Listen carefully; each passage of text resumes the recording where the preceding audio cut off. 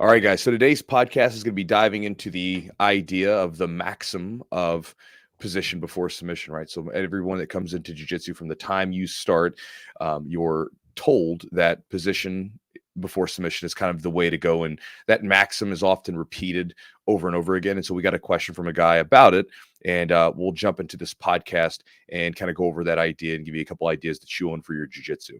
Again, thank you guys for being here. Thanks to our sponsors for helping make the podcast happen. Charlotte's Web CBD. Again, broken record if you listen to the podcast very often, but again, Charlotte's Web is the CBD that I use, the CBD that we use on the pod here for Eugene and I. And again, they've been a sponsor for the podcast a long time. One of the reasons why I like their stuff is that they're third-party tested. So in a field like CBD supplements, which is all unregulated, basically people can just get away with, giving you whatever they want to in these vials. They don't necessarily have to produce a good product. And there was some studies done years ago where that was in fact what was happening with a lot of the product out there. They're third party tested to ensure what's in the bottle is what's in the bottle. And they're I remember talking to one of the representatives out in Colorado, and they were saying that, whenever this stuff does get regulated, which eventually will, they will be ready to go because they're already doing all the processes to ensure the quality of it. And if you actually look at their backstory and why they created it, it's worth reading about or watching a video on, because it's pretty interesting. They created it for a young girl named Charlotte. That's where the Charlotte's Web name comes from. And so they kind of always talk about that. That's kind of their mantra within the organization. Is this something that we could do for Charlotte? Is it something that could help Charlotte? That kind of thing. Are you having integrity with your products? So there's integrity throughout the organization with their products. And again, they do a good job of making what they make. And I like their products. So again, if you guys want to check out any of their CBD products on their website, you can get 30% off using the promo code Jiu-Jitsu30 for 30% off. And that's at charlottesweb.com. Also, thanks to my buddy Matt at Epic Roll. Just letting you guys know, currently I'm getting some prototypes made for the next style of Jiu-Jitsu rash guard and shorts. And so we're going to get some of those made. And once they're made, you guys will be able to see them. And then hopefully in the near future, we'll have another batch of new designed rash guards and shorts from Matt at Epic Roll. Again, one of the reasons why I use Matt to make my rash guards and make my gym's rash guards is because it's great quality.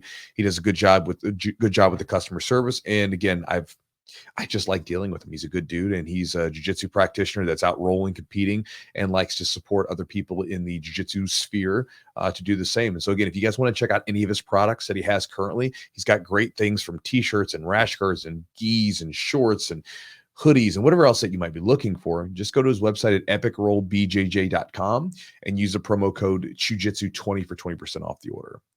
Also, guys, if you want to support the podcast directly, you can check us out and become a patron at, do they call it patron at Patreon? Yeah, I think you're a patron at patreon.com/the Jiu-Jitsu podcast.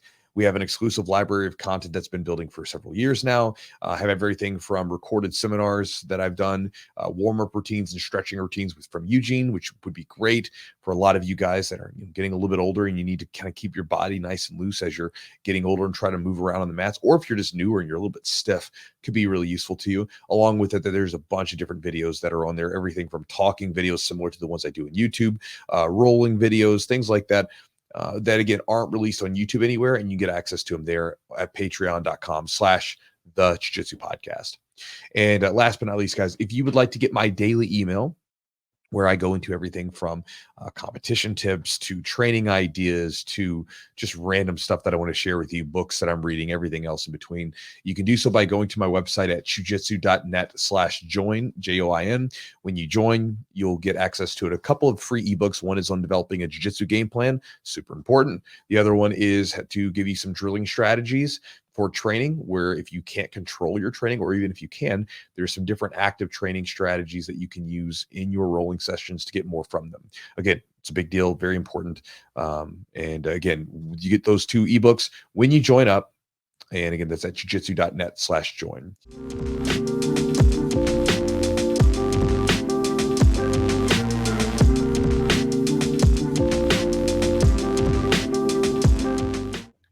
So guys, we got a question from a fella who is basically sent in the message, and he's asking basically, the maximum position before submission that is repeated, ad nauseum in jiu-jitsu, right? All the time. Is it accurate, right? Is it true? Because, for him, he says sometimes he's finding situations where he's able to submit people, and do things to people when he's not in an air quote position, right? He's not in the perfect back mount. He's not in, perfect side control or whatever, but he feels like he's in a good position. He's able to submit someone. So he sends me the message kind of asking, like, should you always go position before submission, or are there any ideas that you would like to add to it? So check this out, guys. We'll jump into this idea because I have some bearded opinions on it. First off, you have to think about this. We've sort of arbitrarily considered certain positions to be the positions we want versus other. Now, some of them, of course, they make complete sense, right? Like, mount on a person is a good situation for a side control, pinning a person on the side, very good situation because they're past the hips, right? But then you get into certain murky waters where, like, let's say, for instance, if you take back mount in some competitions, if I don't get the 2 hooks in, then I don't get back mount points, right? Like, because they say that would not be the position, right? Whereas I know lots of people who prefer body triangles. I like to play a lot of halfback where I have one leg in, out to control the person's hips, which makes it harder to escape. But again, I don't always play that perfect 2 hooks back mount. And so I've actually seen people in competition. This is years ago. I remember watching a guy, good black belt, take the back of someone, put the figure 4 in, and then have the body triangle, and then did not get awarded points and lost the match on it. And he just never got up to look at the points because he's like, why wouldn't you? I have back control, right? And then a lot of times we can kind of forget, like, what is the fundamental part of that position that makes it a advantageous position for us. So I'll give you a great example. I have a whole series of chokes that take place from side control when my chest is connected to the person's back, but I don't have hooks and everything else right now. Obviously, you think of Ezekiel's and things like that. I'm talking about diving into positions like rear naked chokes and things like that from that position. And it's funny because a lot of times people do not think of side control or even, some of these positions as positions where they can get choked. They're more worried about the air quotes position. And so a lot of times their neck is wide open. I found this out numerous times in competition. If you were to go watch a lot of my competition matches, you would see that most of my chokes, I actually sink the choke in before I get the second hook in. Because what happens is when I'm taking someone's back, because of the point system, because of the positional based focus, they are focusing on, not letting me get the hooks in, but then they're not really focused on their neck. I go for the neck and attack.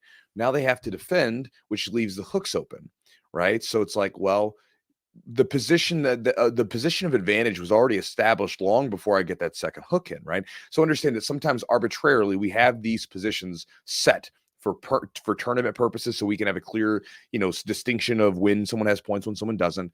And again, all of this stuff was cooked up by humans and said, this is what it is. And so it doesn't mean we can't change it, right? We don't have to be dogmatic about it.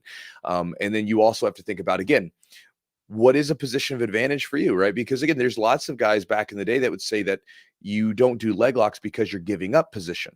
You're giving up good position. But then you could probably make a case that if, someone that is very skilled at leg locks puts you into a, honey hole, saddle 411, inside Senkaku, whatever the hell you want to call it, right? Yeah. That's a pretty dominant position. If you get caught that, you're in trouble. You're gonna have to defend, right? You're in a very defensive position. So you could even say maybe it would even make sense to give people points for that. Why not? Yeah. Because again, the whole point is we're saying that we're awarding points that put you into a positional advantage. Now, from the traditional jiu-jitsu settings, it was focused on positional advantage for a fight, meaning like I could punch you, I could beat you up, whatever. But you could still say, hey, this person in a jiu-jitsu setting has an advantage. Maybe they can't punch you, but they can rip your heel out of place. So again, I'm just getting you to think about some stuff. So the last thing maybe that we'll start before Eugene jumps into it is that with any good maxim, with any good sort of little pithy, one-liner to follow, one principle or rule, like any good one of those, they're almost always a paradox, right? Like, yes, so you've always positioned before submission, except for, right? Like there's always that. If you look at like any of the, like little maxims and stuff like that are shared, there's always sort of a, well, always, but, and so again, they might always be true, but then you can break those rules. For instance, with a lot of times with different positions, you're trying to control the inside space, right? From shoulder to shoulder. You're trying to control that inside space Mm-hmm. to prevent the person from having certain options. But there's always times when we break that rule for a very specific reason. And Sure. so anytime you come across any of that, my encouragement is never to be too dogmatic about it. Understand that it may be a good sort of little principle or rule to follow like all the time, but not always. It's like the we have on the on the show, the podcast, we have this rules for jiu-jitsu series that's sort of ever going, right? And with the rules for jiu-jitsu, one of the rules is that it's not always a rule, right? It's not Yeah. always going to apply. Sure, like yes, most of the time it's probably a good thing to go with, but there's always going to be exceptions to the rule, right? That's how rules work. There's always an exception.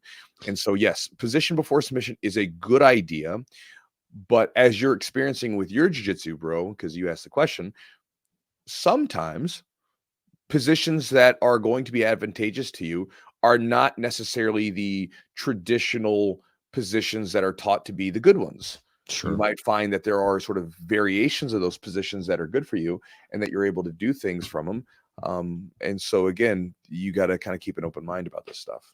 Yeah, I think when we first start to learn jujitsu, when it's like when somebody's brand new coming in, it's very easy to get overwhelmed. It's very Mhm. easy to get like you just don't even know what to start, what to do. And I Right. think that if you can, I don't know if I like say systematize jujitsu a little bit, right? If you can Simplify it. simplify, yeah, make it into like, hey, here's close guard, here's top mount, top side control, and then you have bottom side control, obviously bottom mount.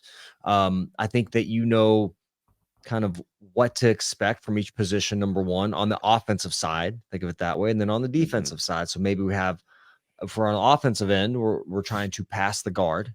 We're going to use this basic position, but then in defense, you're going to have your frames, things like that. So I think it helps people, like you said, simplify, create like, number one, we have certain basic rules like, leverage, frames, underhooks in some instances. That's not even the best case. You don't have an underhook because you can get caught and stuff. So there's a lot of almost, certainties, but there's not. Nothing is for certain. And then as you explore jujitsu, there's more like caveats. There's more like wrinkles that like, well, yes, but then there's this thing. So I think the position before submission debate starts as a beginner just because I think it's easier to kind of conceptualize jujitsu in some ways, just to kind of get some basics down. And then it gets more murky. It gets a little bit more fluid and a little bit more I think it's not always the case. Well, again, so a couple things. One is that people like simple rules, right? Sure they do. Yeah. This is why like the stupid extremist diets are so prevalent. Yeah.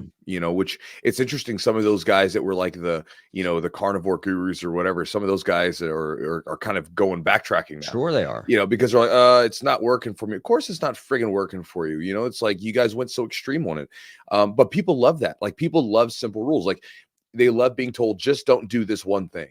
Do this one thing, right? It is what it is, right? People don't like ambiguity. They don't like gray area. You see this in everything. Everything's binary, whether it be our politics and political parties, and you have to be either for or against, or be like, you can't be like a little of both, right?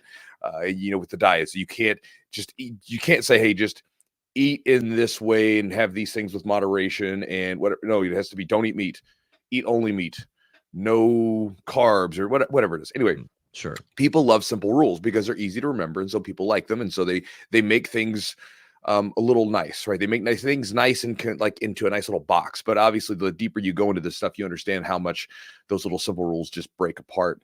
But Sure. again, to the idea of the position, I mean, position before submission. I mean, I don't know that it's a debate.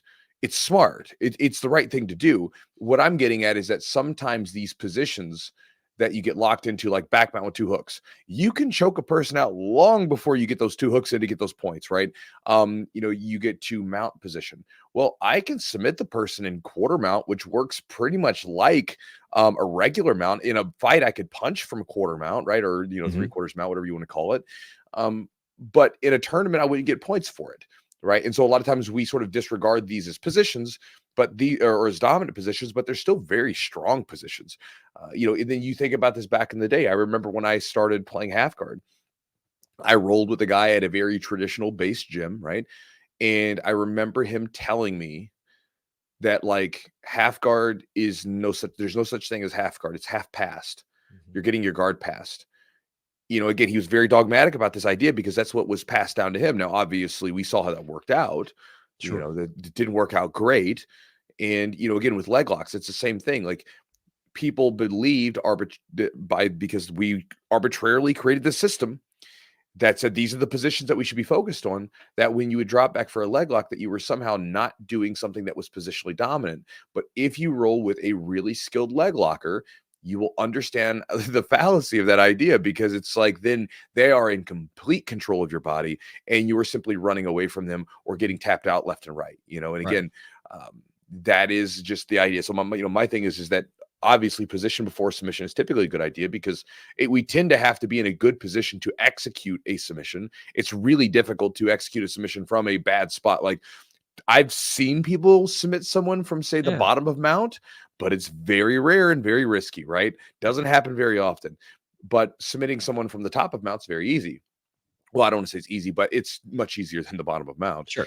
But again, we have to be open to, like, the actual positions sometimes are not going to be just the ones that we get awarded points for or that we're taught in classes, because again, there's core things that could be going on. There's a core fundamental connection to the body that could be going on that still doesn't get you points in a tournament or isn't necessarily taught to you by your coach, but still is a position of advantage, like I was talking about earlier, where if your chest is connected to someone's back, that's really that's back mount. Right now, again, you may not get points for it, but if your chest can touch someone's shoulder blades, you're now in a position where if they don't do something correctly, you can choke them. And so, for me, like, the idea would be that instead of waiting for me to take the back and get the two hooks, hold for 3 seconds, establish control, then go for the submission, which is a perfectly fine option sometimes, I like to be aggressive for the submission as soon as my shoulders touch the back, or my chest touches the shoulders. So as soon as my chest is connected to someone's back and shoulders, I'm immediately always looking for a choke, because again, there's no reason not to do it, because I'm in a good position. And in a lot of cases, people don't think about it because they're locked into that position before submission. So they don't go into pure defensive mode on their neck as hard as they would otherwise, until they're locked into the back mount with two hooks and everything else. And so again, the position before submission debate is it's not a debate. It's there. It's a good idea. It's a great lesson.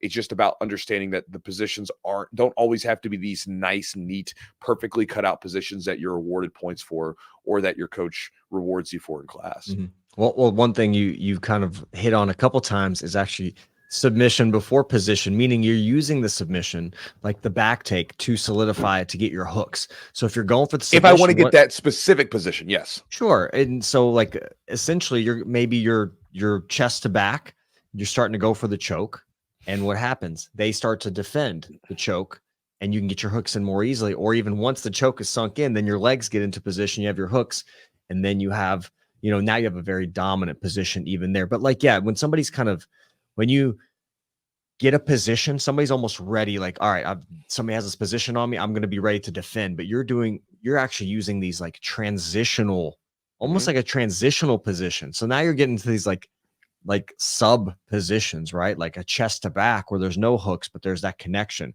Or even like, I play like a butter half, which is not like, it's kind of a half guard, but it's not really one of those like points positions, right? It's kind of like one of those positions where like you can go to a bunch of different places. But the other thing with the leg locks is you're using maybe even a leg attack to get a reaction to, yes, get the submission, but also a lot of times you can use it for a sweep and to get in a dominant position. So I think like as you start getting more advanced in grappling, you realize like you have these middle kind of not, technically neat positions, but they're used almost more often to have a successful, to get a submission or other kind of things. Yeah, so that's, I guess that would be the thing that sort of for people to take away, right? Is that when you're competing, you're going for very specific positions, and then there is a hierarchy of control, because obviously back mount with two hooks, inner back mount, and some with a body triangle that offers you a very high level of control. Mount offers you better control than say quarter guard does or quarter mount does, right? But I guess my thing would be that you want to also respect those positions, those little right before you get to those positions, and understand that there's a lot that you could do from those, right? You're saying it's transitional positions, right? Like, Yeah. but again, like it just, because you could think of it this way. We could say in jiu-jitsu, some guy could have came along and said, you know what, if we get someone down and if our chest touches their shoulders for 3 seconds, that's 4 points. Sure. And then everybody would be trying to get there, right? So again, that's my thought process, is just like, because again, like in wrestling, if I take you down to your knees and get on top of you, if I hold that for a second, boom, I get 2 points. I don't have to have 2 hooks or certain grips, where it's just like, I just have to be on top of you somewhere and have you on the ground. So again, we're coming up with these ideas. Even like when we pin someone, you'll get near fall points. The only thing required for near fall points is that I'm putting you in some sort of pinning position where your shoulders are touching the mat. Doesn't matter how it's happening, just your shoulders are touching the mat, right? So again, like, there's all these things that we're looking for. But again, when you get down to the core essence of each position, you start to understand that there's these little mini positions around them that you can still use to attack and still use to be offensive, that a lot of people don't use. And when you look at a lot of higher level black belts, not always, but you'll see that a lot of their submissions come through transitions. As there's movement created, space becomes open, because if you get a really good black belt, it's incredibly difficult to like submit them. If they just want to ball up. Like there was a great example, like back in the day with, what was it, Andre Graval and Hiron Gracie, right? Like Andre Graval comes out and he's like, and he's at this time, he's like probably getting around his prime. I mean, he's starting to ramp up and he's just really good. And he goes against Hiron Gracie, who like is a very good jiu-jitsu practitioner. But again, when you consider him to the competitive level, like Andre, it's not the same, and it's not a bad thing. It's just like, again, Andre's just, he was an amazing, he's one of the best competitors of all time. Like he has to be in the, as far as jiu-jitsu competitors go, he has to be in like your top 5. I mean, Sure, he has to be one of the top 5 best competitors. He's right? won worlds, ADCC, I mean, like, multiple times, yeah. right? He's one of the gi, he's one of the no gi. I mean, he's done more than pretty much almost every jiu-jitsu competitor. You know what I mean? So again, very impressive career. And so they go against each other, and Hiron basically just doesn't attack. He just balls up and defends. Right now, I always watch that match with a bit of like curiosity, because I was like, I thought you were supposed to submit each other. Like the goal was to submit, like submission only type of match, right? Not a survival match. But obviously, even with obviously what I would imagine probably is a bit of a difference in competitive abilities during, and I know some of you guys like him, and I'm sure some of you guys are going to get really pissed at this take. This isn't a down talk about this. I mean, again, if I was against Andre would smoke me too, right? It is what it is. Yeah, it's a different style. It's a different style of. What I'm getting at though is that he defended like this, and it's very difficult to submit with arms across. Yeah, arms kind of tight. Anyway, it doesn't matter. However they're defending, just if you get a black belt who's very good, like Hiron is, if you get them and they do not attack, they don't open up, it is incredibly difficult to submit them. It's not a very easy thing to submit them. So what ends up happening is that a lot of times submissions will happen through transition. They don't always have to happen, but a lot of times submissions are initiated through transition. Even when you look at some of the best mount players, a lot of times they collect the underhook before they get to mount, and they collect it in a transition, so that as soon as they do get to mount, they're already initiating an arm lock or a choke or something to that degree.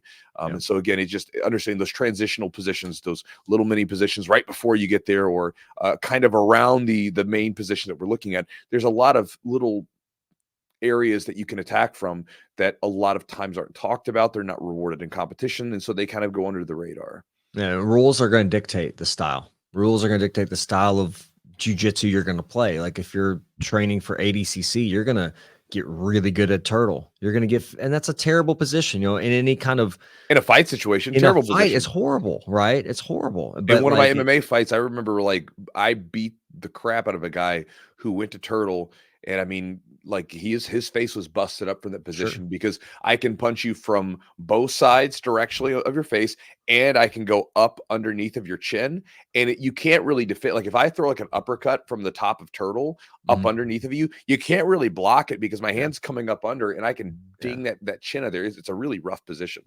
Yeah, and so I think like certain positions are rewarded essentially, like or not rewarded. So you're gonna like, hey, I'm gonna practice on being very defensive and learning how to turtle really, really well if I'm doing ADCC, because because maybe your takedowns aren't great. They should be. Obviously, if you're at ACC, you're probably pretty decent. But like you're gonna be good at certain things, and you're gonna maybe play a certain style of game, whether it's based on the rule set. And I Well, think, even if you're getting swept, I mean, if you're getting swept and you go to turtle, no yeah, points. yeah. Like Which basically, turtle is like the way in the ADCC rules. Turtle is like the way you negate everything. do you like that? By the way, I know we're getting Not like a really. little. I I don't don't care really for like it. it either. I think it's kind of like a little bit of a cheat code essentially in some ways. You can get out of, I think we were talking about was it Dante that was at ACC and he had like a really Well, good Dante sequence, took Mika down, and Mika was able to get up to turtle. and it was like a long sequence too, right? It Yeah. happened for a Well, while. there was Yeah. another one. There's another match with Wagner Rocha and Isaac Michel, and when they went, I mean, they kept taking each other's back and forth, but they both went to turtle, and I Mhm. mean, it was like that. It was a fun match to watch. But it was 0-0. But it was 0-0, Yeah. which that's okay. I mean, you can have a soccer game of a jiu-jitsu, right? That's fine. Sure. Where you Yeah. have like 1-0, -0, whatever. But for me, it's like, and again, this might be because I came from a wrestling background. In wrestling, if I take you down, if you just go to your knees, that's 2 points. That's it, Yeah.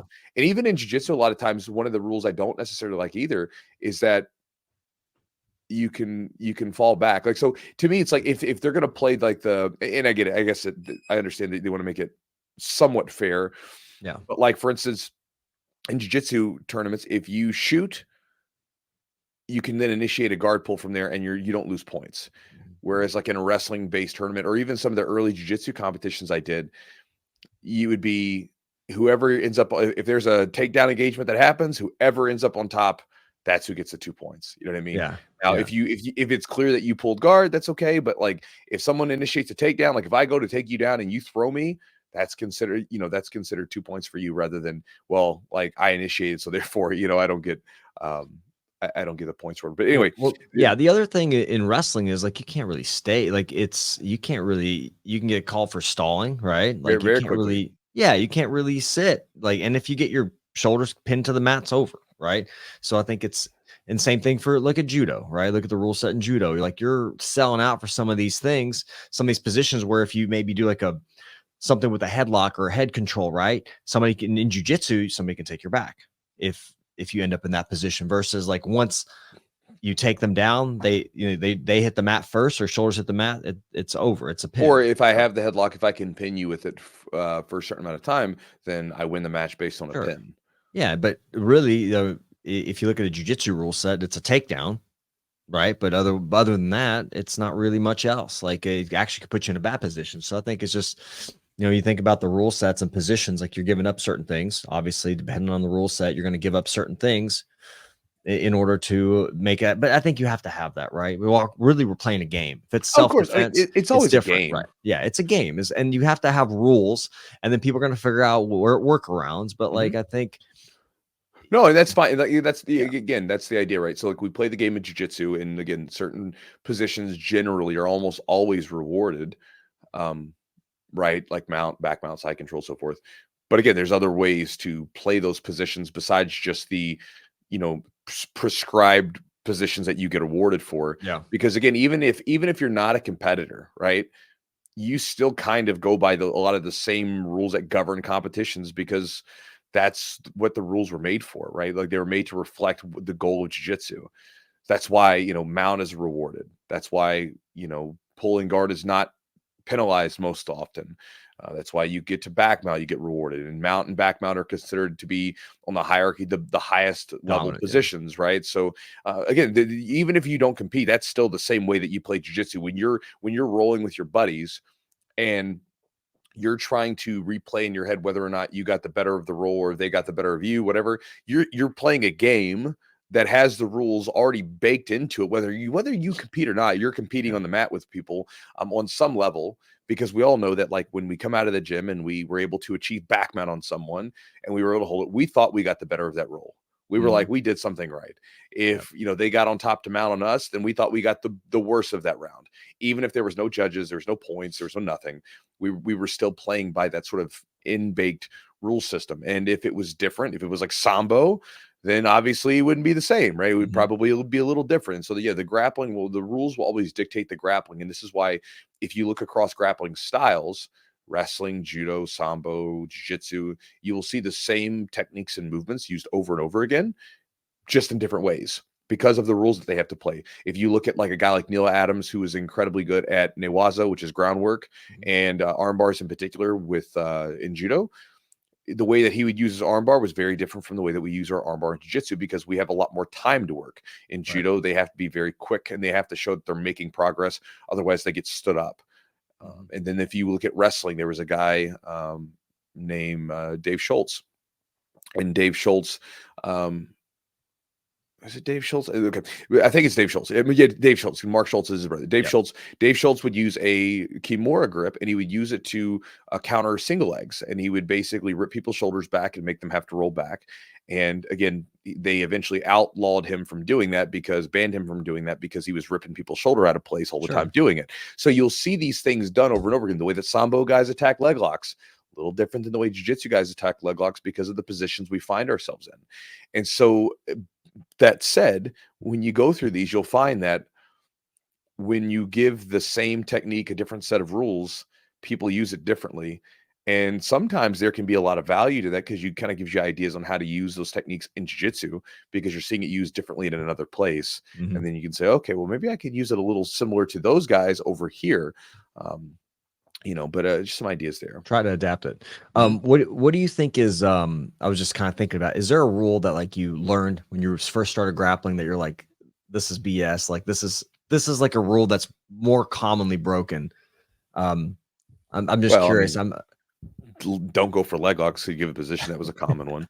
That was more of like, people putting a stigma, I think, to it, right? Like just seeing leg locks as being kind of like a cheap, like a cheap type of move, right? I mean, the position before submission is one that I break all the time. Sure.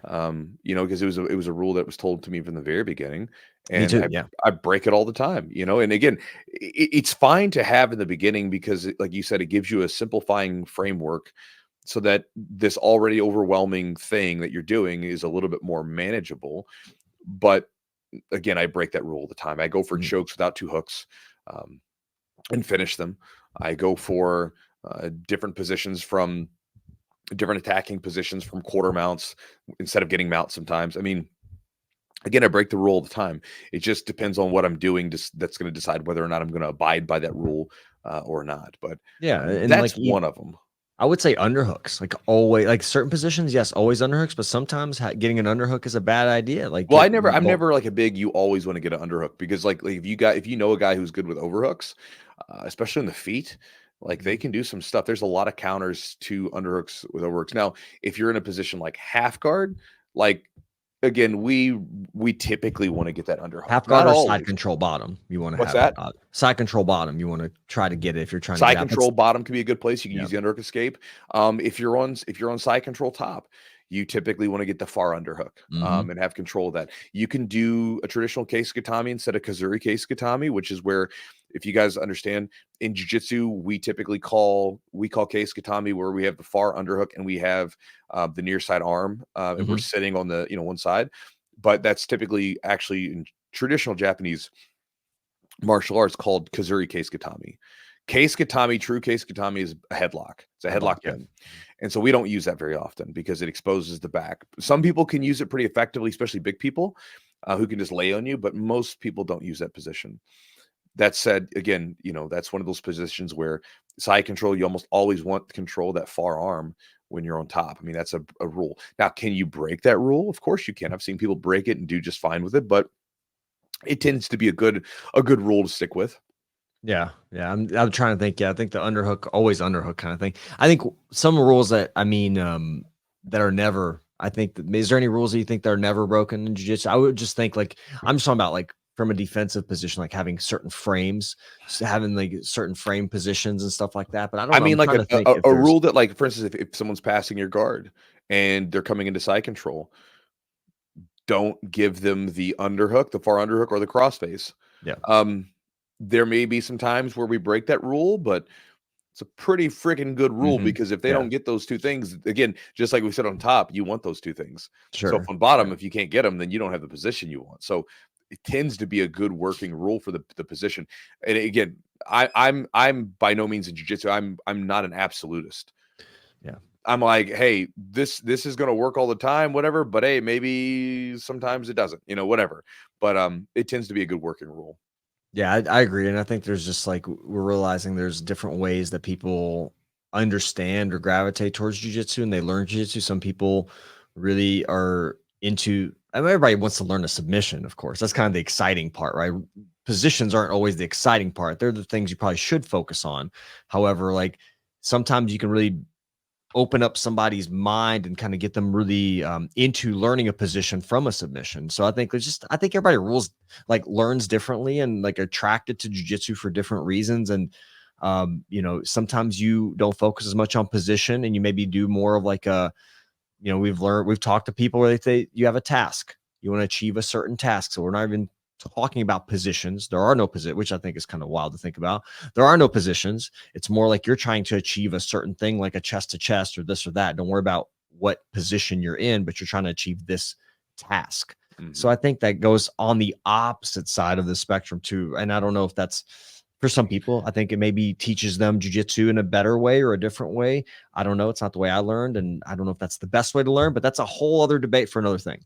Well, I think that like jiu-jitsu guys sometimes they can I was talking to someone like we were talking about like the advantage of being coachable. I think it was you talking about Dante on Yeah, here, being coachable, and then 100%. and then I was talking to some other guys guys like Eli and stuff like that, and I was like asking him like who are the toughest people to coach, and he said people that aren't coachable, right? Like, and so for instance, what I mean by this is like if you're coachable, one of the things that you have to be, you got to be a good follower. You just got to do what you're told sometimes, right? Again, there's a time to ask questions, there's a time to go deeper, but like sometimes you just got to shut up and just do it, right? Like I understand like this kind of goes against like sort of the Western individualism, right? We're all like whatever. But again, a lot of times when you're in a situation, just do what you're told. And again, there's probably a reason for it. It's like the Mr. Miyagi, wax on, wax off. Mix me up. Why am I doing this? Wax on, wax off, Daniel-san. Yeah. Again, obviously it was so stupid. That's not how you're going to train karate. But in the movie, there was a reason for it. Well, a lot of times it's like I could go for hours on a single position and talk about it, right? And get to all the nooks and crannies of the details and the concepts and everything else. And in a classroom setting when we're getting ready to train, that's going to just be so much overload. Yeah. So sometimes it's like, look, let's get you moving first. Just do this movement. Why? Just fucking do it. Yeah. And then afterwards, I'm going to start telling you why we're doing these things now that we're doing them. So we're doing them. You have an actual movement ingrained in your body that you can feel. You have some experience with it. Now I can say, hey, here's actually why we're doing that. And it'll actually have some context versus I'm going to tell you everything about it and then get you started and you're still going to be lost. And then I'm going to have to tell you again. Instead, I can sort of get you started and then start to feed you little bit by little bit by little bit. Right. I've experienced this so many times where I remember back, like I worked a job where, just as an example, one of my first like jobs was like doing tech support, which was like, whatever. It wasn't terrible, but it just wasn't great. It reminds me, I'll tell you, it reminds me of The Incredibles and like Mr. Incredible being this just big lumbering dude in this little cubicle and shit doing this meaningless work. Honestly, I found it kind of fun to honestly do because you're just problem solving. You're basically you're figuring out problems. But it's like the part that sucked is eventually they wanted you to sell to people, because they sell products to people. You're like, sell them fast for internet or something. You're like, this person's called because their stuff's broke. Yeah. Like, why am I going to try to sell anything to them? It was like the worst selling environment ever. Anyway, so doing that job though, I remember like the training was always abhorrent, right? Because you would go in, you would do a week-long like sort of crash course into this stuff. And then the first day you get on the telephone, you forget everything. Yeah. You don't remember any of it. You had a week-long sort of cramming session, opposed to whatever. So then, you would learn everything on the job. They literally could have put you there. They could have done 2 sessions of classroom work and then intermingled classroom work with the calls, right? Go take a calls for a couple hours. Now let's do some classroom and talk about it. Let's do this back and forth. Because then you're actually going to have context for real stuff. Sure. Again, this is why talking about theories and ideas and concepts, I think honestly, they're probably best done through videos and through digital content. And then when you go to the gym, you get a little touch up on it, but like more active work.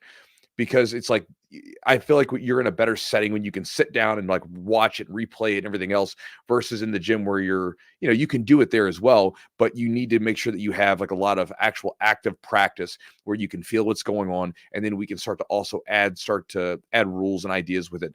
Again, some of the things that like some of the newer guys in jiu-jitsu that I would agree with, where they're talking about like not teaching techniques or whatever necessarily, is again getting people into these positions and actually doing things and just getting them into it and active. Obviously, there's a methodology to it. There's still a lot of explaining and sort of conceptual ideas on it. But again, focusing on active rather than just like droning on about details and details and details forever. I mean, there's a time for that. But I believe that a lot of times people need to have some experience with the position. And so again, I think that a lot of people would be served by, instead of worrying about every little detail, every conceptual idea, just go get some activity, go get some movement going first.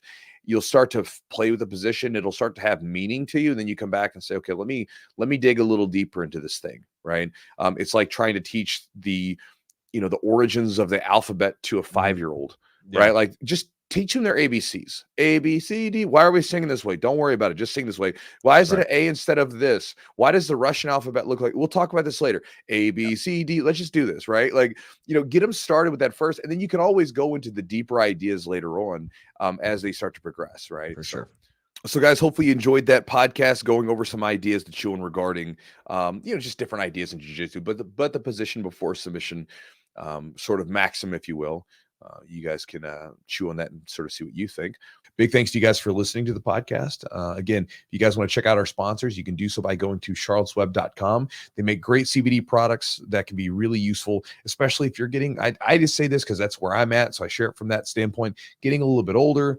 I'm really focused on, being able to train consistently and being able to manage my recovery. So any little tweak, that thing that I can add to it to help out is important. Obviously, lots of water, diet, sleep, those things are key. And then you get into supplementation, and CBD supplements can be a great thing for that. Again, you can check them out at charlesweb.com. The promo code is Jiu-Jitsu30 for 30% off the order. Personally, I just take a tincture before bed, and that seems to help. But I know other people have different protocols, and you can look those up. And Charles Web also has a lot of other supplement sort of concoctions with the CBD to assist you with everything from, resting, recovery to trying to focus on your work and having more of a clear sort of mindset. So again, you can check out their website at charlesweb.com, and the promo code to save 30% is Jiu-Jitsu30. Also, thanks to Epic Roll. My buddy Matt at Epic Roll, he's been supporting the podcast for a while. I get all of my rash guards made through him. I love his rash guards and his shorts. It's literally the only thing that I want to wear when it comes to my no-gi training. Not saying that because he's a sponsor. I'm saying that because I even get my gi, my rash guards made through him. I get my gym's rash guards made through him. I love his shorts that he makes. He's got the 2.0 shorts, whatever. It's probably just his only shorts he sells now. But he's got the shorts. They don't have any Velcro. And I like the shorter version, the very comfortable shorts.